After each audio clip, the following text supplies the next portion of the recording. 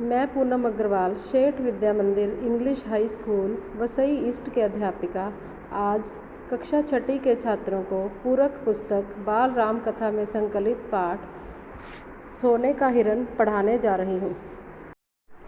राम को कुटी से निकलते देखकर मायावी हिरण कुलांचे भरने लगा। तो बच्चों, इस पाठ में हम देखेंगे कि जब राम कुटिया में से निकले तो उन्हें देखकर मायावी हिरण अर्थात राक्षस, जिसने कि अपना रूप बदलकर हिरण का रूप धारण कर लिया था, वह कुलांचे भरने लगा अर्थात बहुत तेज भागने लगा। राम को बहुत छकाया, उसने राम को बहुत देर तक अपने पीछे भगाया।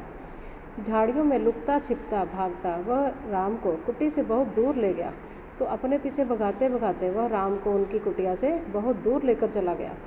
राम जब भी उसे पकड़ने का प्रयास करते अर्थात जब भी वे उसको पकड़ने की कोशिश करते, वह भागकर और दूर चला जाता।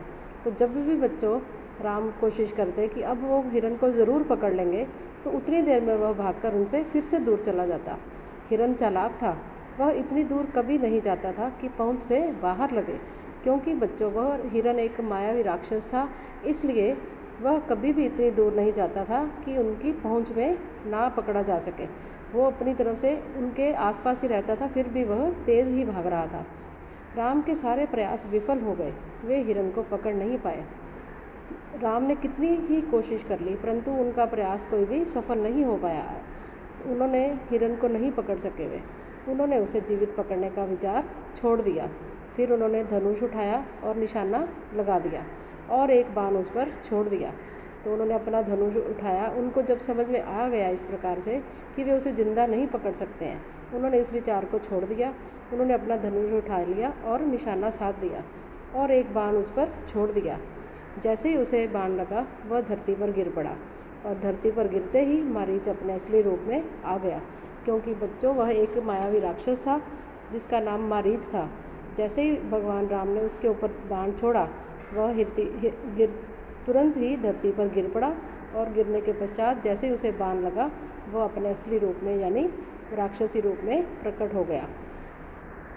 मारीच ने माया से केवल अपने रूप नहीं बदला था, आवाज़ भी बदल ली थी। बच्चों, क्योंकि वह एक मायावी राक्षस था, इसलिए मारीच ने केवल अपना रूप बदलकर हिरण का रूप धारण नहीं किया था, बल्कि उसने अपनी आवाज़ भी बदल ली थी, अपनी आवाज़ राम जैसी बना ली थी। उसने लक्ष्मण को धोखा देने के लिए ही अपनी आवाज़ भी राम जैसी कर ली थी। धरती पर पड़े हुए वह ज़ोर से चिल्लाया, हा सीते, हा लक्ष्मण। ध्वनि ऐसी थी जैसे बाण राम को लगा हो, क्योंकि उसने लक्ष्मण को धोखे से कुटिया से बाहर बुलाना चाहता था, इसलिए उसने अपनी आवाज़ बदल ली थी और राम के जैसी कर ली थी। इसलिए वह धरती पर जैसे ही गिरा, वह ज़ोर से चिल्लाने लगा, हा सीते, हा लक्ष्मण, अर्थात सीता को पुकारने लगा और लक्ष्मण को पुकारने लगा। और उसकी आवाज़ इस प्रकार से थी कि जैसे सीता और लक्ष्मण को लगे कि बाण राम को लगा है, वह सहायता के लिए पुकार रहे हैं। बाण का प्रहार गहरा था, मारीच उसे अधिक देर तक सहन नहीं कर पाया। तो बच्चों, राम ने जो बाण मारीच पर छोड़ा था, वह उसका घाव बहुत अधिक था, गहरा घाव था, और वो अधिक देर तक बर्दाश्त नहीं कर पाया। वह छटपटाता रहा। जल्दी ही उसके प्राण पखेरु उड़ गए। तो थोड़ी देर तक छटपटाने के बाद उसके प्राण उड़ गए, अर्थात वह मृत्यु को प्राप्त हो गया। रावण एक विशाल वृक्ष के पीछे खड़ा था। वह प्रसन्न था, उसकी चाल सफल हो गई थी, क्योंकि बच्चों ये सब कार्य रावण के द्वारा ही करवाया गया था।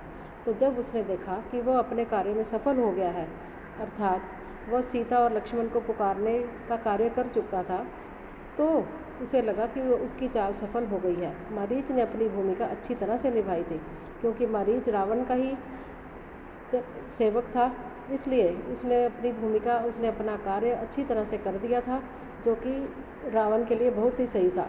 अब तक सब कुछ वैसा ही हुआ जैसे उसने सोचा था, अर्थात सब कुछ वैसा हो रहा था जैसा कि रावण अपने मन में सोच रहा था।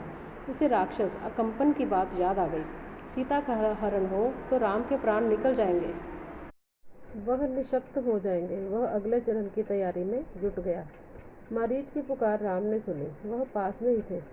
तो जब मारीच को तीर लगा, उसकी आवाज़ राम ने सुनी, क्योंकि वह उसके नज़दीक ही थे। उन्हें समझने में देर नहीं लगी कि पुकार की मंशा क्या है, यानी उन्हें समझ में आ गया कि जब मारीच ने राम लक्ष्मण ऐसा पुकारा है, तो उसके पुकारने की मंशा, उसका मतलब कारण क्या है? मायावी मारीच की पूरी चाल उनके सामने खुल गई। अर्थात उन्हें समझ में आ गया कि जो मारीच, जो कि एक सुनहरे हिरन के रूप में उनके आगे आगे भाग रहा था, उनको अपनी तरफ आकर्षित कर रहा था, उसकी चाल क्या थी वह उनके सामने पूरी तरह से खुल गई थी। हिरन जानबूझकर भागता रहा उन्हें कुटिया से दूर ले जाने के लिए, अर्थात मायावी राक्षस जानबूझकर उन्हें भगाने के लिए, ताकि वे कुटिया से दूर चले जाएं, वह लगातार भागता जा रहा था।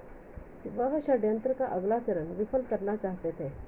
उनकी चाल में तेजी आ गई ताकि जल्दी कुटिया पहुंच सके, लेकिन जैसे ही राम को मायावी मारीच राक्षस का पूरा समझ में आया कि वह किस प्रकार का जाल बिछा चुका है, वह क्या करना चाहता है, उसके षड्यंत्र को जानने में उनको देर ना लगी। वो उनकी चाल को समझते हुए जल्दी जल्दी अपने कदम बढ़ाने लगे ताकि वे जल्दी से कुटिया के पास पहुंच सके।